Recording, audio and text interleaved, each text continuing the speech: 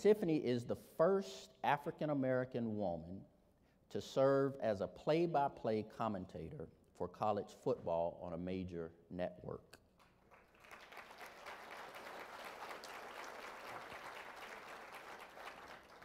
She is a member of Alpha Kappa Alpha Sorority Incorporated, Links Incorporated, and the National Association of Black Journalists. Greene earned her bachelor's degree in broadcast journalism from the Florida A&M University. Psst, go Rattlers. And she lives in Tampa with her husband, Aaron, who is with us tonight, and their son, Bryson, who is also with us tonight. And I think once he sees Mom on this stage, we might have some issues. But welcome to the stage, Tiffany Greene, Chief Brian Dugan, and Duke Preston, Director of Player Engagement with the Tampa Bay Buccaneers. For so many in Tampa, today's hope is for redemption. Somebody's going to give us a second chance. We deserve a second chance. Thanks to Abe Brown Ministries, that second chance is coming to former offenders in the Tampa Bay area. At least 95% of those incarcerated will be released back into their communities at some point. And Abe Brown's Ready for Work program provides guidance on how these men and women can once again become productive and responsible citizens. Their stories, their struggles, the adversity they've overcome to even be where they are now is honestly incredible and inspiring to us. As part of the Buccaneers' social justice initiative, Godwin Igwebuike and his teammates listen and share their own stories of adversity. One surprising realization during these discussions, the similarities from both sides. It's definitely a bias, a perception of who I was, and it's unfounded, like most biases are.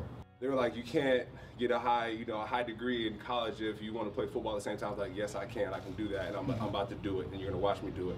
Through sharing experiences and stories, the players see how Abe Brown Ministries not only help members find jobs, but it strengthens their faith and family relationships. So it's always helpful when they can come, they can share their personal story, their success story, the things that they've had to overcome in life in order to get to where they are, and use that platform to inspire and motivate and encourage others. While adversity affects both the players and clients of Abe Brown, today is a reminder that perseverance is the path to redemption.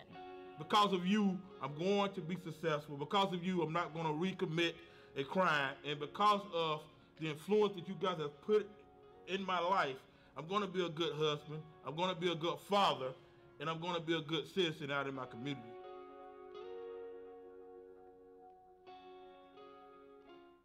And certainly, ladies and gentlemen,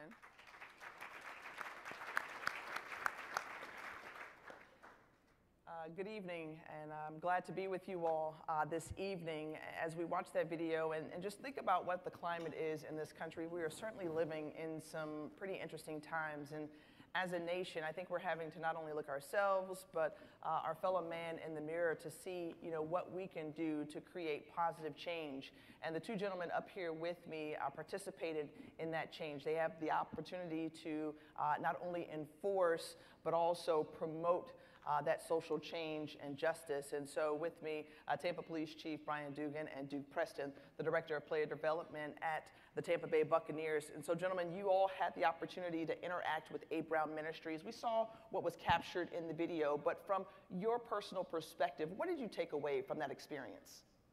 Well, personally, it was just amazing the programs that they have going on there. And, when we did our community investment grant, it was kind of a no-brainer to partner with Abe Brown Ministries, which I think some people were kind of taken back. Why would the police department? I look at it as we took some bad money and did some good with it.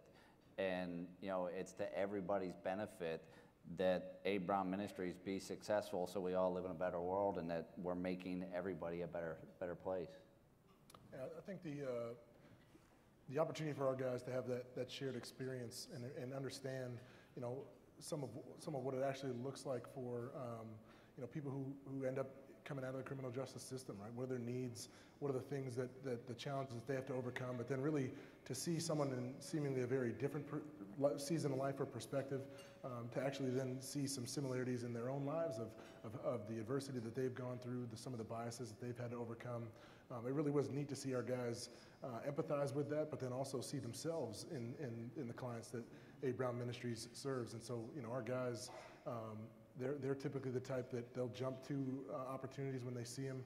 And so to see how well run the program is, shoot, I mean, the notes that I was taking from what's provided there, the 29 aptitudes and the full scale breadth and width of the program really is fantastic. So. And you mentioned, I think there was an article done on Buccaneers.com just about, the players saying, hey, if we were all judged on our one bad decision, we wouldn't be here as well. And I think, Duke, you can provide some greater perspective given the fact that, one of the clients, Khadijah Lee, had the opportunity to share her story, and we'll hear from her and a couple of other women afterward about just how they've turned their lives around. But the impact that her letter had and that reading to the Buccaneers players, just what came out of that. Sure, yeah, and our guys were sitting there and listening to Miss Khadijah's story and really just the compelling nature of what she had been through and how she now resolves to overcome, right? I mean, I think what the videos have showed and some of the testimonies of what,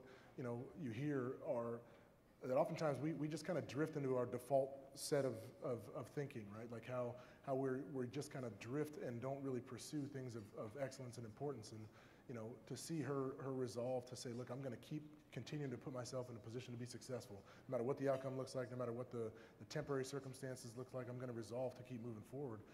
She shared about how she wakes up at 4 o'clock in the morning to have to get to the bus and get her daughter to school and then get herself to work. And we're on the bus going back to the facility, and one of the players says, man, imagine, because our guys are in pretty early, so they said, shoot, when days when we have to go in a little later, imagine what it's like to wake up at 4 o'clock in the morning every day to go to work.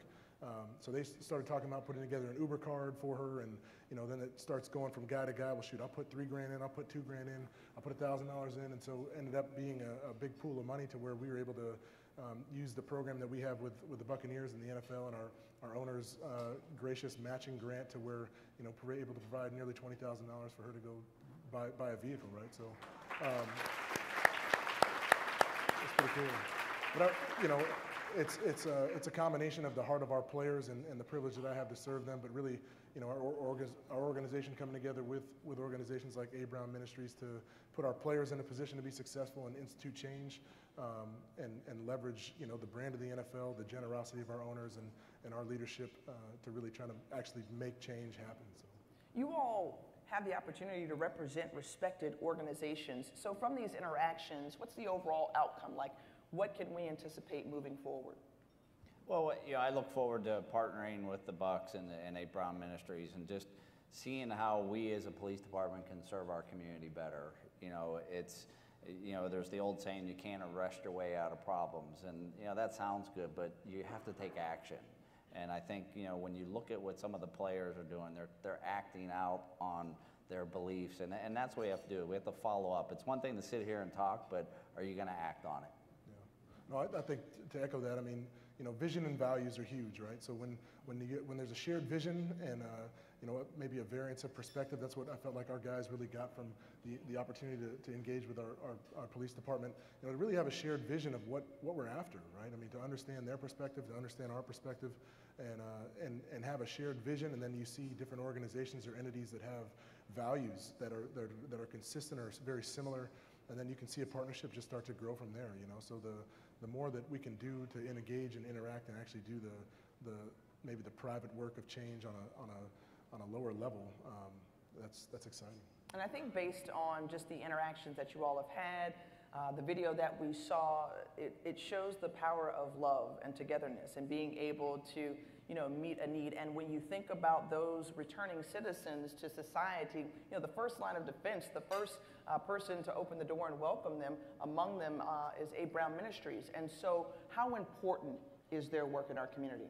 Well, just imagine yourself being released from prison and have no one to go to. And that's what so many of them are doing. If it weren't for A. Brown Ministries, they may get back into trouble because that's the only way. They have nothing else to turn to. And then it can just lead them down a bad path of, being involved with the police department and all the wrong reasons. Yeah, no, I mean, like what Mr. Blunt shared in terms of the story with the gentleman who was released and reached out to 20 organizations and one responds, right? And without a different path without a different vision, right, people will just continue the same pattern of behavior. So, you know, there has to be someone who can challenge and uplift and be a scaffold to kind of stand beneath people and build them up. And that seems to be what the mission is, and it's pretty well accomplished with Abraham Ministries. So. Gentlemen, any lasting thoughts before we let you go? You know, I think when I sit here and I take this whole thing is, I would encourage everyone, don't ever pass up the opportunity to make a difference. Yeah, no, I was thinking about just the opportunity to collaborate and come alongside, and you know, being a man of faith. I was talking to one of my players the other day about the parable of the talents, right? I mean, you know, to one is given 5, 2, and then the other one 1. And no matter where, you know, we all stand on the paradigm of talents, so to speak, you know, using the platform and the resources that we have accordingly to where we get a return on the investment in the life that God's given us. And I think that's the privilege of working together with different entities and different people to achieve those common goals. And later tonight, we'll get a chance to hear from 3 amazing women and their stories and just how those talents are being used now that they've been given an opportunity and a second chance and someone helping them along the way. So thank you for your time, and hopefully we'll dine and enjoy the food. Awesome.